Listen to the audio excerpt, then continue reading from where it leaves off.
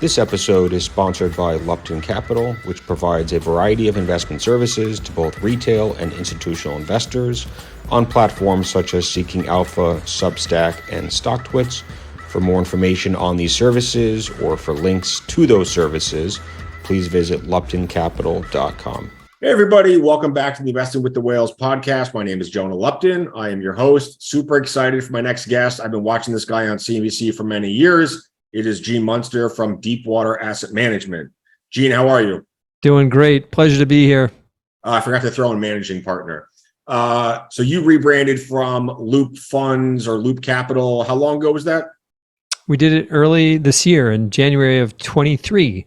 And the point of the rebrand was really to better align our brand with the products that we have for our LPs. And specifically, we invest not only in private companies, but also public companies. And so multi-product. And what's unique about Deepwater Asset Management is we invest in companies that are persistent growers. And it is usually the market gets it right when it values companies, but sometimes they get persistent growers wrong, and we think that there's a multi-year opportunities to invest in these type of companies. The public equity fund that you guys run, is it all tech? Is it mostly large cap? Where do you guys focus that one on? It's across the board in terms of market cap. So maybe starting there. The majority of it's tech. They are all growth companies, and it is a concentrated portfolio. There's 20 companies in it, equally weighted. So each company is 2.5% of the portfolio. And so I think what's unique there is, we're not effectively indexing the market with 20 companies. We can actually get some outperformance. Said past performance is not representative of future performance, but it's got a 20-year track record and is up 13% on average per year over the last 20 years. S&P's up 6.5%. So feel good about that focus on persistent growth. So I haven't heard that strategy very often from an actively managed fund. So equal weighted positions. Do you guys rebalance quarterly? Rebalances on a position by position basis. So if we get some big news from a company, then the stock jumps. That would be an opportunity for us to trim that position. If we get some bad news on a company, it's down a lot, and we still believe in it, then we would add to that position. We did that, for example, in Meta 6 months ago. We had owned it; it went down. We bought more of it. That would be an example of kind of how we rebalance it. Okay, so let's jump in. It seems like most of the time you're on CNBC, you're talking about mega cap tech, Apple, Google, Amazon, Tesla. Even Uber. Uber's not mega cap tech, but I know Uber's been a name that you've talked about before, I believe, and it's done very well recently. It's one of my biggest positions as well. Oh, nice. So where would you like to start in the mega cap tech universe? Well, let's start with Uber, just because it's a good launch point. It's one that, as you said, isn't mega cap, but I think is an important company. And what gets us excited about Uber is the twofold. Number one, the ability to essentially move from a duopoly to a monopoly when it comes to, I think, the network and specifically some of the how they will more optimistically, more aggressively monetize their larger network. Which means that profit margins should inch higher, and that, of course, has been at the cost of Lyft. And then separately is we think Uber is going to be a beneficiary relative to autonomy. And there's a question, I think outstanding question with investors. Is this ultimately something that's good for Uber in our case, or is it something that could make it less relevant or irrelevant? So that's what we love controversy, but we think this company can persistently grow as it continues to expand the types of rides it gives and things that it delivers, and expand margins as it gets more into leveraging its network and adding autonomy. And I've had that same debate just with my friends amongst my StockTwits members is if Tesla builds out their own autonomous driving network, does that include Uber? Do they compete against Uber? And then there's other companies out there doing it as well. So you think Uber would probably partner with some of them? I think in the case of with what Tesla's doing, there's two options. I think that Tesla, at the end of the day, they want to sell autonomy software. They want to charge $15,000 for that. They've talked more about that over the last 6 months. And I think when it comes to ride sharing, they will have their own. They will have their own network. And I suspect that a lot of people will kind of dabble in that network, but the real pros are probably going to want to get behind a brand. And I think the Uber brand just recognizes a transportation app, I think will be something that Tesla ultimately can plug into. And so I think that they will have the benefit of kind of capitalizing on that. And if it ends up being the case where Tesla comes out and just has a competing network, I don't know if I think that their brand is still on the consumer side when it comes to mobility. And so I think that it will get some uptick, but I don't see it as a standalone. If it does not plug into Uber, for example, I don't see a typical Tesla owner opening up its car during the workday. I know Elon talks about that, but I think that the way the business model plays out is you will see businesses buying 5 or 10 of the vehicles. So you're a mom and pop shop and you buy 10 Teslas and you want to put them to work. And the reality is to get the most rides for those, and then you clean them up and charge them at night. To get the most rides, it probably is going to make sense to do something more aligned working with the Uber network than with Tesla's robotaxi network. Got it. So you mentioned Lyft and Uber going from a duopoly to a monopoly. What happens to Lyft? They're obviously losing money. They're losing market share. I think the founders have stepped away from the company or they're being replaced. I forget exactly. I don't follow Lyft as closely. Does Lyft still exist in 5 years as the same company, or do they get acquired by somebody? And who would even acquire them? I don't know how this is going to play out. I just say we're not investors. We're not short the stock. Right. We are not short the stock. So I think that there's probably there is probably a place for a niche that kind of recognizes that brand, very similar to what happened in search when Google started to gain momentum. That was a duopoly that went to a monopoly. And in the case of Yahoo, they kind of hung on for a decade with subscale market share, and eventually they kind of outsourced their search business and kept the brand. It's still alive and well, surprisingly. Yahoo in Japan, it's a big deal. So I haven't used maybe Yahoo that's in a decade. yeah, maybe that's the way of Lyft. Something that is it's still out there. It's an okay business, but really isn't moving the market. I know Apple has been a favorite of yours for many years. I assume you guys probably own Apple in your main fund. So at this point, with those 20 names, we at this point do not own Apple. Okay. And the reason is that I'm a big believer in Apple. I want to be very clear. I think that this goes higher. The reason why we don't own it is that we think that there are 20 other companies that can have a 10x upside over the next 5 to 10 years. And I think Apple's a sleep well at night stock. I think it's going to continue to move higher, will reward investors, but it doesn't fit this kind of really what is the mandate of finding companies that are less well known. I mentioned it's really kind of all cap when it comes to this fund. And so that's the reason why we don't own it.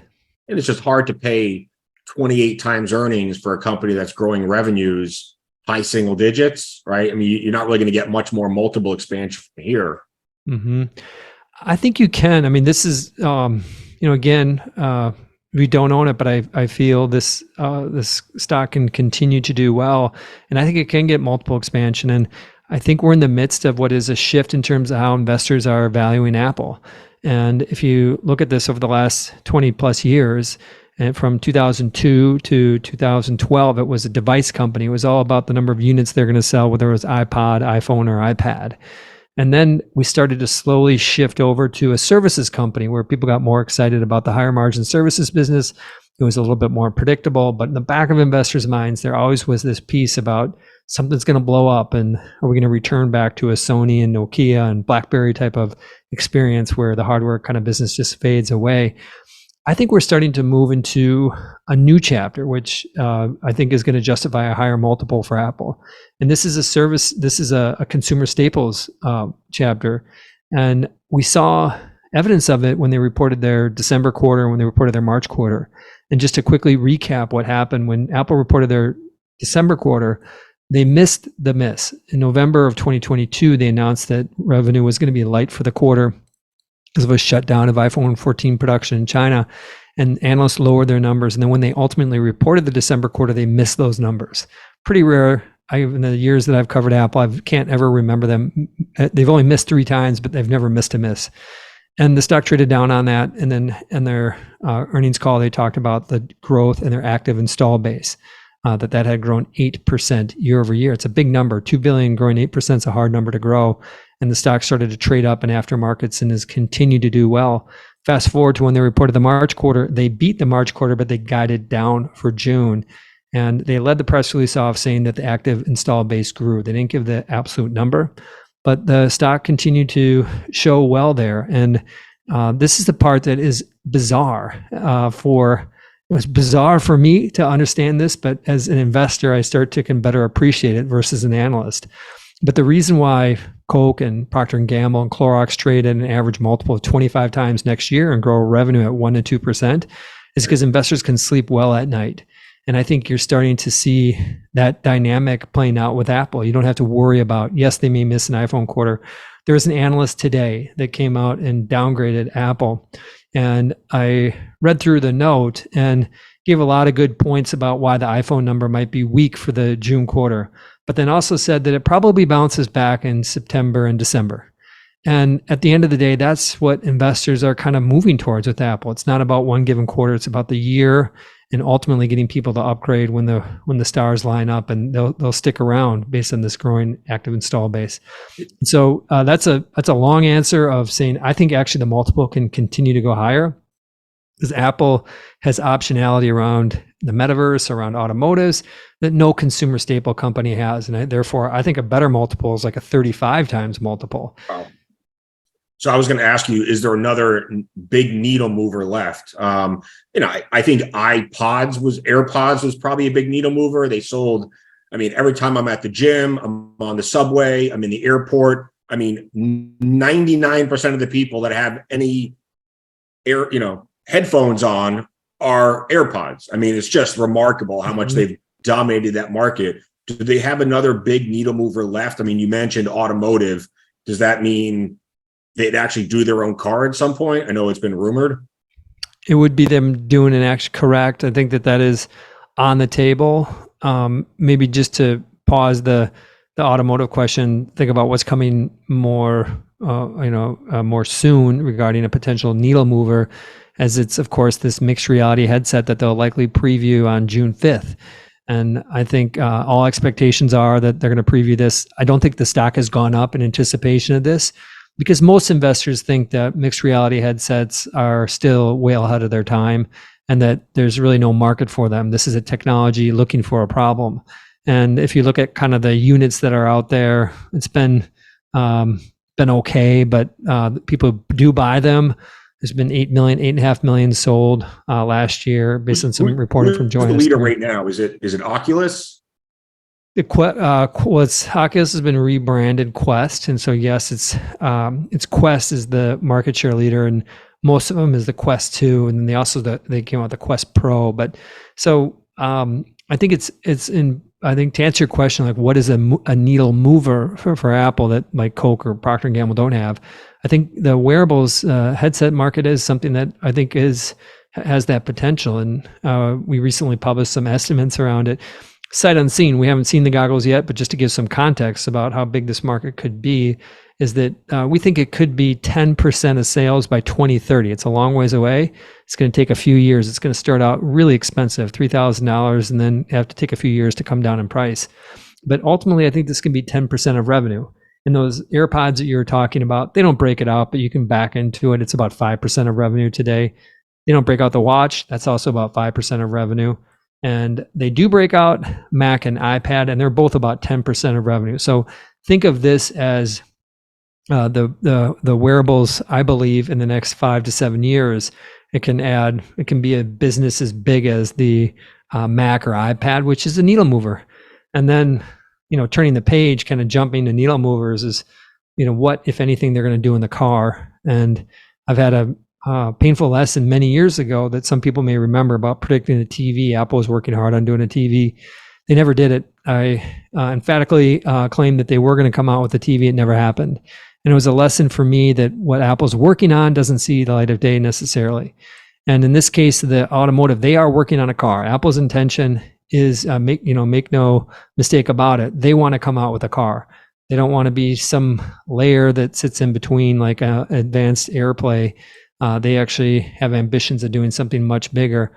But doing a car is really hard. And so it's still a long ways away from investing in Apple because of the car.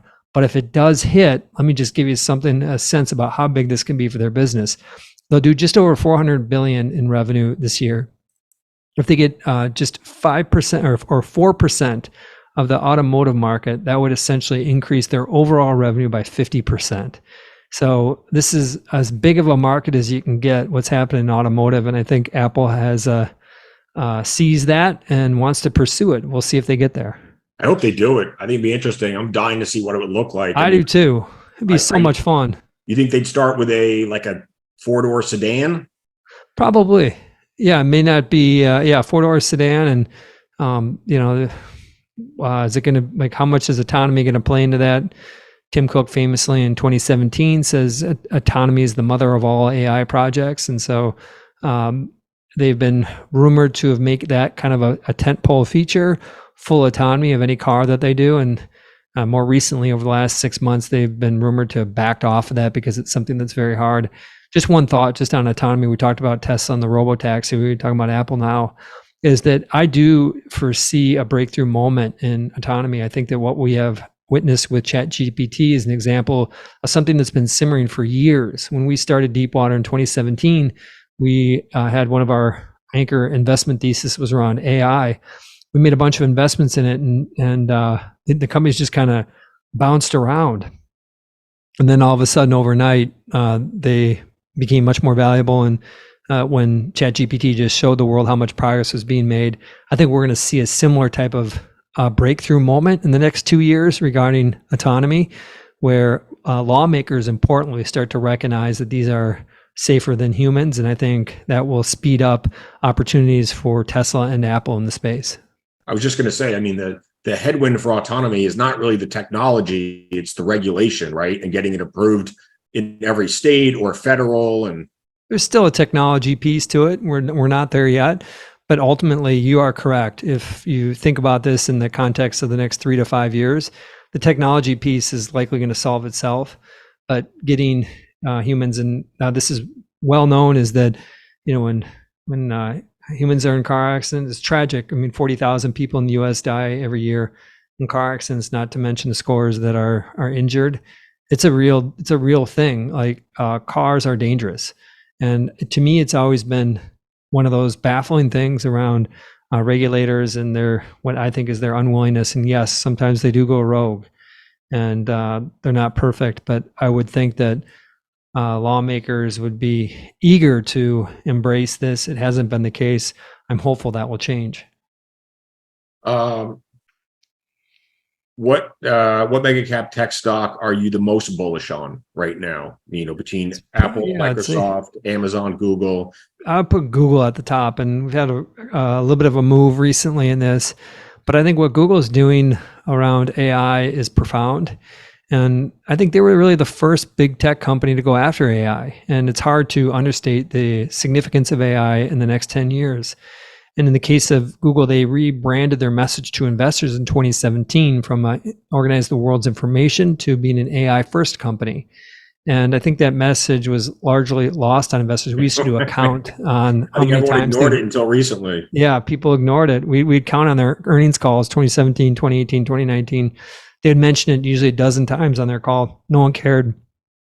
And now we're at a point where they've been a little bit slow to talk more about what they're doing. And at their recent Google I/O developer conference, they did tell more. And what really jumped out to me was this significant shift, a restructuring of the search results page.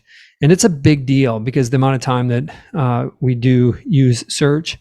and they're are going to do this slowly over the next 1+ years. And they better do it slowly because it's going to have an impact on monetization. If I just want to put it in a nutshell, as I'm optimistic about Google, I think that they have a big upside, they have meaningful upside relative to what's going on in AI. But there is this issue where they're going to probably take a step back, their revenue, before they take a step forward. Facebook saw the same thing when the company went public. Within a year after going public, the stock was down 50%, 50. And the reason is that they shifted from desktop monetization to mobile. And that was a change in terms of how they structured their ads and how advertisers were able to bid on those ads. And it took time for advertisers to get comfortable. And then for the next 5 years, the stock basically did this steady climb higher. And I think Google is setting up for a similar type of a transition where initially there's going to be a step back, and it's going to happen. Google's search revenue, it's just over half of their total revenue, is going to take a step back, and growth will slow, it may even go negative. But then I think as advertisers better understand how these AI tools are working for them, I think you'll start to see the monetization go up, and ultimately I think it's going to be a positive for Google. I mean, over the last 10, 15 years, I mean, you could argue that Google search is one of the best products, highest grossing products of all time. So AI, I guess, is a risk to that. But also, what about the millions and millions of website owners, companies that pay Google, to get their websites ranked higher, whether it's pay per click or they're using SEO and other search tools. I mean, what happens to their organic search traffic or paid search traffic if AI starts to dominate search? And you just go to ChatGPT and look for some, ask ChatGPT a question rather than going to Google or Bing and searching for something. I mean, that it changes everything, right? It does change everything, and that's that step back. I think that is a material piece. It impacts mostly what they're doing, and that just over 50% of their revenue was search. They do have an ad network, which is just under 10% of revenue, that may have a small impact. That's the segment that you're referring to there. And I think that the structure of the internet will be changed because of what Google is doing in search. And I want to address the comment about, will we just go to ChatGPT and get our answers? And the answer is that we will go to search, whether it's Google or Bing, and have a different expectation of what we should see. It won't be ChatGPT specifically, but I think that the search experience will be changed. And there's it's a long conversation, but I think it's important that just a single answer, we're not at a point right now, the world's not at a point probably for the next few years where we're just given an answer because of some of the hallucinations that AI has. You want choices, right? Like, isn't that kind of the whole point of search? Like if I'm in Boston, I'm looking for a local car dealership or a furniture store or the best hotel in Vegas. Like, I don't want just one answer. I want a selection. Well, yeah, today you want a selection because you want to make that decision. But if in the future that you knew that like the best, it knows your behaviors, it knows what you like, and it knows your pricing preferences, it should be able to eventually just give you an answer. It should give you an answer. Wow. This is the hotel that I want. These are the flights that I want. And you don't have to mess with it. In that case, the 10 blue links go away and there's one link. And that link is probably worth a lot more than the 10 blue links combined when it comes to advertising. But that's effectively where we're going to go. The nice part about what Google is doing now, I was thinking more, there's the commerce piece. Basically, search has three pieces to it. The biggest purpose of search, the biggest usage of search is for information. People want to know something. The second biggest reason is to purchase something. Commerce, that's the piece we're talking about right now. That's the 10 blue links going down to one. And then the third is navigation, and that really doesn't have much of an impact from AI. But at the end of the day is that on the information side, there's a lot of misinformation. I think that there's a lot of debate about what's going to happen with AI, the speed, what's humanity. I think there is consensus that there will be more misinformation with AI. And so that is one unique role that Google can play, just given the fact that they've been mapping the information grid for the last 20 years, that they can add some transparency in terms of where some of these answers are coming from, because that's where it's getting dangerous right now. Is of course getting a single answer, and the answer isn't always accurate. Do you guys own Tesla in your fund? We don't. We're believers in Tesla. The reason we don't own it is the same reason why we don't own Apple, is that we think that there's measurable upside. We think this is a company that investors who believe in kind of electrification, and separately some of the other verticals that Tesla's getting into, I think they're going to put traditional car makers in a tough spot. I don't think this is a 10x opportunity over the next 5 years. And so that's what we're really shooting for. Do you think the Cybertruck will be a successful launch? And what is it, like, how many cars do they have to sell, or SUVs or Cybertrucks? It's not really an SUV. It's not really a pickup truck. I don't even know what you call it. Yeah, probably more a pickup truck. Yeah. It's a big category. Could they sell 1 million over the next 4 or 5 years? Like, would that be a success? Definitely. The benchmark is the F-150. They sold just over 600,000 of those globally last year. Okay. They sold about, if you're curious, how many electric Lightnings, there's like 10,000 of them they sold. So, I mean, that just puts into perspective how far Ford has to go when it comes to electrification. So the pickup category, light vehicle pickup it's just under 20% of total vehicles in the US. I don't know what it is globally. It's a big market. And so I think there's an opportunity for Cybertruck to really, it's Tesla's first foray into that. And ultimately I think this is going to be a big X factor in the stock. I think people are going to get bowled up about Tesla. I think investors are going to get excited about Tesla when the Cybertruck starts coming out. They're saying it's going to start to being produced in this September quarter of this year. They're seeing volume shipments sometime next year. So that means they're going to be building 5 of them a week. And by getting to more volume production. Only 5 a week? It's initially going to start at it will probably initially literally start at 5 a week. Wow. They have, for example, announced they're producing the Semi, but they probably produce 1 of them a week. I mean, it's almost nothing. So it really matters when it comes to product releases with Tesla is when it hits volume. Volume is what matters most. And it's probably going to be somewhere early to mid next year where the Cybertruck gets to volume. And I think that's definitely has the potential for a leg up in Tesla shares as investors start to get more excited about that opportunity. And it's pretty eccentric, the design. My dad thinks, I agree. Like, it looks like some, like a Mars rover, like it belongs on another planet. Totally. We had a funny experiment when I first saw it. I wrote a note the night it came out, the famous window breaking event, and I saw it and I said that this is no construction worker is going to want to show up to a site. I was just going to ask you, like, blue collar, middle America, 50-year-old construction guy, is he going to show up? I want it. That was our thought. And then shortly after that, a couple months after they announced it, we went to a construction site and people were going to lunch, and we had a bunch of Chipotle cards. I think we had 30 of them. We just stopped and asked people, bought them free lunch basically, and talked to them for 2 minutes about Cybertruck. And what shocked me is they universally, I think they all knew about the Cybertruck after a couple months. And if you're older than 40, you thought it was dog food. And if you're younger than 40, you thought it was the cat's meow. And I thought that it really was a shocker to me hearing these, the older people weren't a surprise with just them being negative on it. But the younger a group of people just thinking how cool. I remember one guy, me saying, is this, you're going to be embarrassed to show up? And he's like, embarrassed? This car is awesome. And so I think there's something to be said that Elon, he's got a good pull with middle America. And he was talking about that on his CNBC interview last week, and not directly talking about it, but indirectly talking about people who have jobs that they can't mail it in from work at home, and just how important that group is to America. And so I think the Cybertruck's gonna do just great. They still got to get it done. That's the piece, piece. I think they're going to sell a lot of them.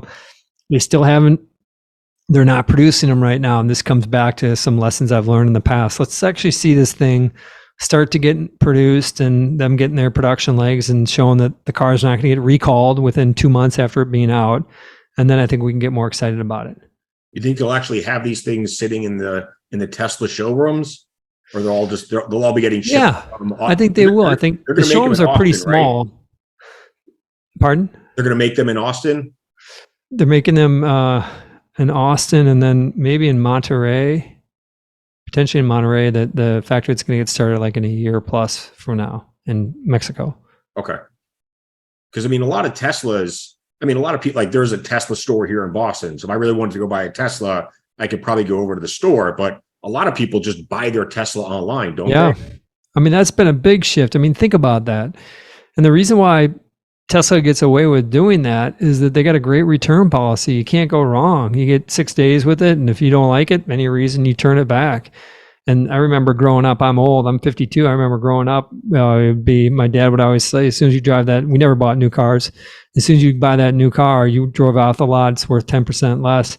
That's not the case when it comes to buying a Tesla. So you can actually do that online. So in the case of the Cybertruck, the showroom really is going to be once they get out in the world and people can walk up to them in a parking lot and start to look at them. Oh yeah, they are going to be. I can't wait till I see one driving through Boston so I can check in. It's going to be sweet. I hope they get some cool accessories for it. It's up to third parties to do that, but they got some fun tech on there with like the built-in air compressor, some stuff that typically you don't see in pickup trucks.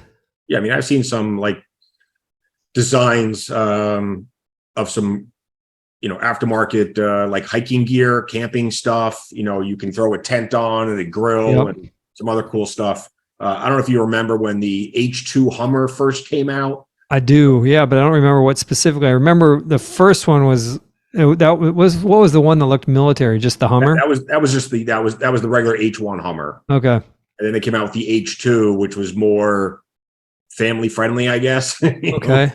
More road friendly, and that was pretty cool for a few years. And then you started to see the soccer moms driving them, and then it kind of ruined it. But I suspect, I mean, you'd see that thing parked in the parking lot, and people would all walk over and take a look. So, right on. Cybertruck's gonna be the same thing. What are some other stocks outside of mega cap tech that you guys like right now? Palantir is one of them. The ticker is PLTR. That we own in our fund. And for those who don't know Palantir, they have tools that help better get insights from data inside. Historically has been government agencies. It's just over half of their revenue, but they're starting to get more into just secure data within Fortune 500 companies.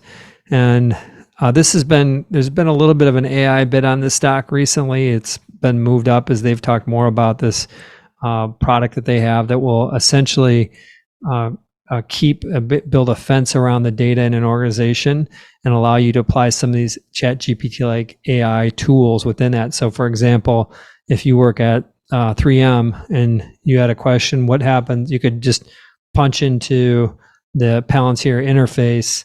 What happens to sales of sandpaper when we have 2 weekends in a row where there is rain in the Southwest? That's something where 3M doesn't want to take that data and expose it to the world, but they don't want to go out and build those tools themselves. And so Palantir is effectively doing that. So that's one that has been an exciting one for us. I mentioned Google. We also own Meta on the bigger cap side. This is one that we think does have that kind of multiples upside potential, and just based on what we think are going to be improving margins. We also think that the metaverse is going to actually take off. We're one of the few people who still believe in the metaverse, and I think that there's an opportunity around metaverse. So that's just a handful of. We talked about Uber earlier as well.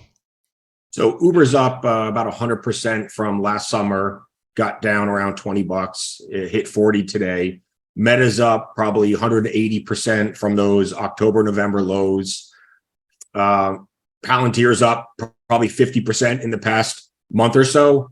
I mean, are you guys adding at these levels, or do you guys wait for pullbacks? Do you trim here and then hope for a pullback? How do you guys typically run money actively like that? Well, Deepwater has multiple products. So, and some of these companies are in multiple funds. And in the case of the fund we've been talking about, this concentrated 20 stocks, 2.5%, when they bump up above that 2.5% of the fund, then we trim them back. And so there's been natural trimming as they've declined. We have been, in the case of Meta and Palantir, we bought them both too early. We added, and things are going okay. Things are going well now. And we also have an ETF. The ticker is LOUP, kind of a nod to where our firm started in 2017. But LOUP is something where we invest in frontier tech. In that case, we have that's a bigger list. That's 30 companies that really focus on the most cutting edge, kind of the most exciting tech that's out there. I'll give you an example of a company in there that many people haven't heard. Our largest position within this. Think of this as similar to Kathy Wood and her or the ARC product in terms of kind of your exposure to where the world is going. And our largest holding there is a company called Nubank. The ticker is NU as in November uniform. One of my biggest positions as well. Pardon? One of my biggest positions as well. Oh, nice. You know it. Maybe some of your listeners don't know it. Go for it. I love the company. So yeah, it's a fun one. They are a bank in Brazil. They're the fastest growing bank in Brazil. And when you think about banking in Brazil, it doesn't sound very exciting, but it turns out that that's something that living in the U.S., it's hard to get an appreciation of what banking is like there. It's hard to open up a bank account. There's a lot of regulations for fraud purposes to open up an account. And there's also security even just to enter into a branch. And so there's just a lot of friction to become a banked person. And what they've done is taken a tech approach in terms of validating people and being able to turn on accounts. And they've done a great job with that. I think they're growing more than 100% in terms of their new account adds, and really the fastest growing bank in Brazil. And then effectively they're going to start to go to Mexico and to other countries in Latin America. And think of it as investing in Block or Square, 10 years ago. It's something that it's still nascent there and just has a long runway. So Nubank is a company in our in the LOUP ETF that we're excited about. Yeah, they've gone from basically startup to 80 million customers in a decade. I mean, pretty impressive. Huge growth and huge potential still. Last week I actually interviewed this guy Fetty, who was at Mercado Libre for 6 nice. years. And then he I used to cover that as an analyst. What a great company. Oh, phenomenal company. And then he went over to Nubank and helped them with the IPO. So did he work at Pago then, maybe? Is that the Mercado Libre is Pago? He probably did. Probably, yeah. So he was there from 2015 to 2021 at Melli, and then just for a year at Nubank to help with the IPO.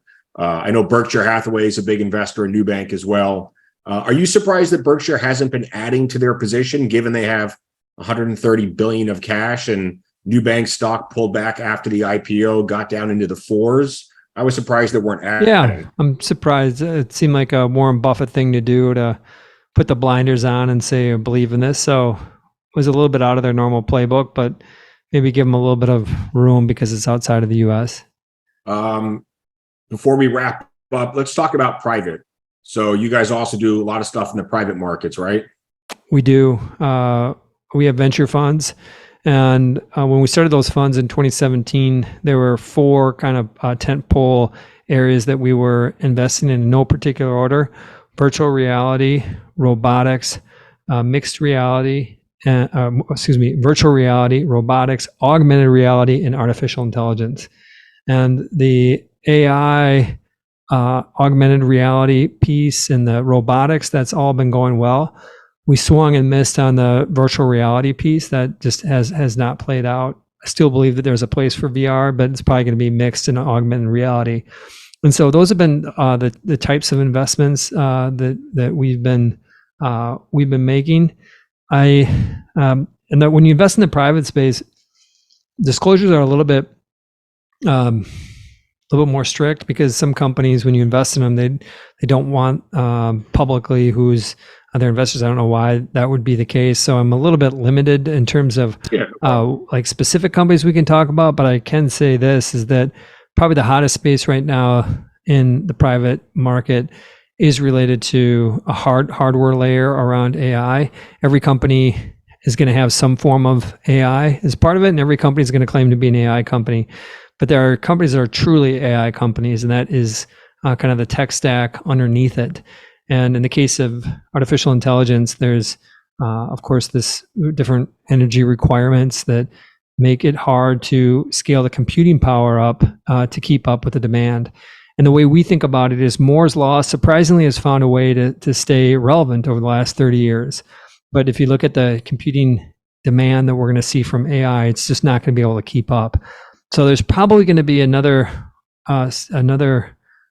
paradigm around chip architecture that will go beyond what NVIDIA is doing with their GPUs today. And I think that's just a really exciting place. It's still largely in the lab today, but not only are private companies going after it, but all the big companies are investing in kind of these chip architectures to really power what's next after NVIDIA. So it's been a pretty dry IPO market for the last 12 months or so. Do we start to see some of these companies, these AI companies, come public, or is it still too early for them? I think investors got burned pretty good in 22, and a lot of, I think, the companies that were still early, just didn't hold together.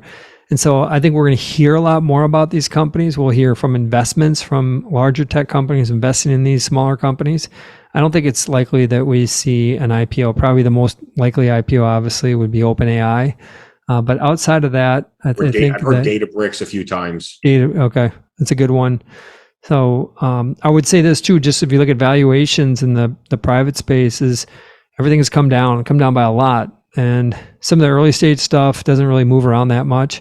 But in terms of kind of the mid and later stage, their valuations are in the private space are down similar to what we saw the pullback in a lot of these high flying tech companies over the past year, down 30, 40, 50%. That's common. And so we've seen that now in the private space. And I think it's going to create an opportunity. I think actually now is the time to be thinking more about investing in the private stuff, just because we've kind of had this dislocation piece. The public markets move back so fast. I mean, we had the breakdown, and then since the beginning of this year, we've had this big bounce back in the public markets. We still haven't seen that bounce back in the private markets, which is probably an opportunity. What stage do you guys typically invest? Are you seed, A, B? Mostly it's through series seed through C at ABC.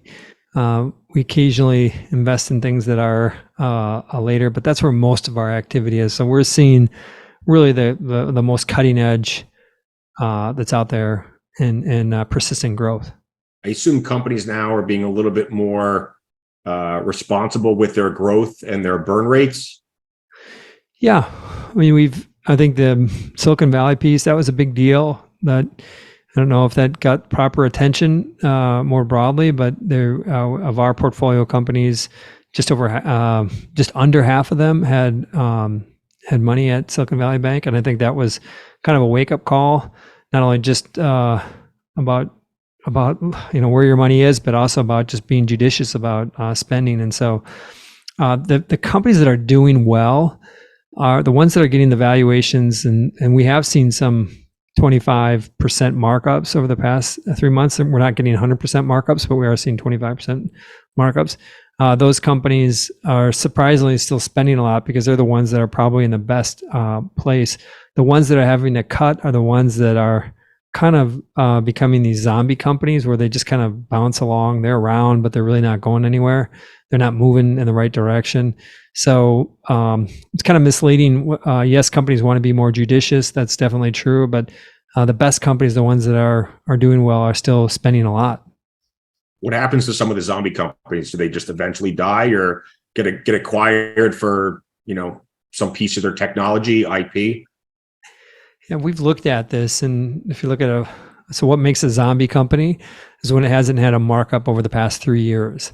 Okay. And typically what happens is about half of them will just kind of bounce around and be okay businesses. As an equity investor, you really don't get anything back, but the primary people can kind of have a decent lifestyle with it.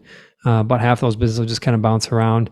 And then the majority, about 30% of the rest will just go away. And then you have about 20%, and that is majority of those get acquired. And then of that kind of remaining 20%, the majority of them get acquired, and then a small percentage of them actually go public. I mean, but when you become a zombie company, it's generally not a good place to be. No, I mean, you probably have a good pulse on when you're doing competing on these rounds for these startups. Are the mega cap tech companies sniffing around trying to get in on those rounds as well? Usually at the seed level, they're not. But by the time things start to move up to the C level, after they've raised a couple rounds, that's when they get more attention. And of course, these big companies, they make a lot of acquisitions. Most of them, they don't disclose. They're small.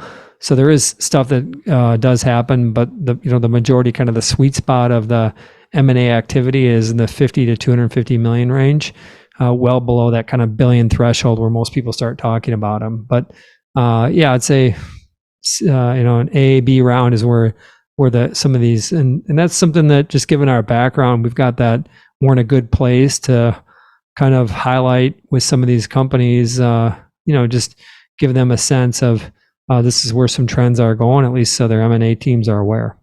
Last question I'll ask you. Do we get a TikTok ban? Yes, I think we do. I say it like it's black and white. The reality is it's a long ways away from that. But at the end of the day is that I think that this is going to be a major topic on the next presidential campaign. I think that China, unfortunately, is going to be something that both sides of the aisle can kind of rally around. And I think a tough on China policy, what we saw when the TikTok CEO visited Capitol Hill, was something that was remarkable. I think I counted 38 questions that came from different lawmakers, and universally, all of them were negative on TikTok. That's pretty rare to see that kind of bipartisan support. So I think it's a function of time. It's not about the fact that kids are slowly spending way too much time on TikTok. Don't get me started. I won't touch the stuff. I think it's addictive. Won't touch it. Don't show me the video, because I want to watch another 2 videos, and then I want to touch 12 videos. But I do think that the national security piece, what's happened in the state of Montana, probably won't hold up, because the state of Montana, I don't think, has the ability to say that banning TikTok based for national security. That needs to come from a higher power to do that. And ultimately, I think that's going to happen probably after the next presidential election. So I would say let's give it till early 2025. I think TikTok days are numbered. I mean, if TikTok didn't get banned, what would the scenario look like? They spin off into a US-based company, or they get acquired by a US-based company? I don't know. I don't know if you can separate. Probably something like that. Yeah. I think for it to survive, ByteDance needs to let it go. I don't think the friction is going to go away between the US and China. I'll just point back to Elon Musk's comments about Taiwan and China last week on CNBC, when he said, function of time before that goes in a bad direction. I used to cover Chinese internet companies, got a great network there. Feels like that's kind of consensus, is that this is a function of time before this happens. That probably doesn't put TikTok in a good spot, or let me say it a different way. That's negative for TikTok. Right. And good for Meta. Good for Meta. Not why we own Meta, but it's good for Meta. And I guess Snapchat too. Yeah, Snaps. We haven't. That one's that's starting to catch our attention. I think they got great engagement there. That one's kind of orbiting around. Actually, I think we do own that in our. We do own that in our ETF. We do own Snap. I mean, I've looked at it. I mean, what they're doing in AI, I don't know if that's really a big needle mover for them. Probably not, but I think the bottom line is they just got great engagement. They're finding a hard way to make money from it, and I think eventually they find a way to make money from it. I mean, they have 300 or 400 million monthly active users. I mean, it's a big number. Big number. I forget what the growth rate is, but it's the best off of a smaller base, but still the best growth rate of any of the social networks. Gene, nice to talk with you today. Yeah, it's a lot of fun. Thanks for having me. Let's do it again. Definitely. Anything you forgot to mention, or I forgot to ask? I would say in the world of AI, Elon Musk has got asked this question by David Faber, like, I've got kids, what do I tell them to do? And they're watching the interview thinking, tell them to be salespeople, machines are going to take care of basically a lot of stuff. They're going to have a big impact on how we do things. A lot of jobs are going to go away. There is one thing that machines won't do, which is creativity, community, and empathy. They may try to feign empathy. They may try to put some sort of creativity, but it's still not going to be from humanity, and humans like other humans think. That's the reason why live pets are more popular than robotic pets, is because people like a heartbeat. And I think those three things, that's the one piece out. And we've always ended on that since the beginning of Deepwater. Creativity, community, and empathy. There are three things that humans can do and machines will never be able to do. And I think the highest paid people in any organization should be salespeople. They do all three. Like a great salesperson can do all three of those. Agreed.